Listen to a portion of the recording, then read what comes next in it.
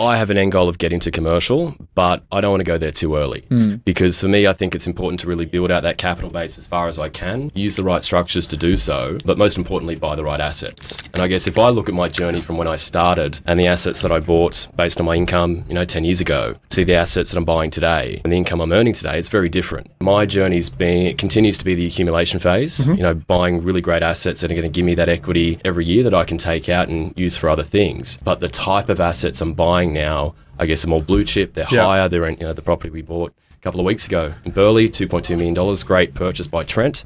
And for me, that's an asset I'm going to keep forever. Less than a K from the beach, a 5-bedroom home. It's on 700 squares and it's got a pool. And I just think that's an asset that's not going to, go backwards. Well, let's compare that though. When you were early 20s, earning less money, the first property you bought, you just said the most recent one's early 2 millions. I'm assuming you didn't start like that. First property was a red brick 2-bedroom apartment in Wollstonecraft. So that's in North Sydney, probably 3-4 kilometres from the CBD. I paid about $560 for that asset. Looked to live in that property for a couple of months to get the CGT benefit, put all the savings into that property, and it's performed really well. I had that property for over a decade. The properties I bought after that were up in Brisbane in Logan. I bought those properties for, $250, $260, and now they're worth $800-900. And I put granny flats on them and I'm getting, 14% yields out of them. So it's incredible the cash flow I'm getting. But I guess at that time I was buying what I could afford. I was buying based on the income that I was earning and the advice that I was getting at the time as well. In hindsight, being a banker for 13 years at Westpac, I had a good idea about lending, but I didn't understand structuring as well as I did today. My mistake back then was probably not taking advice from those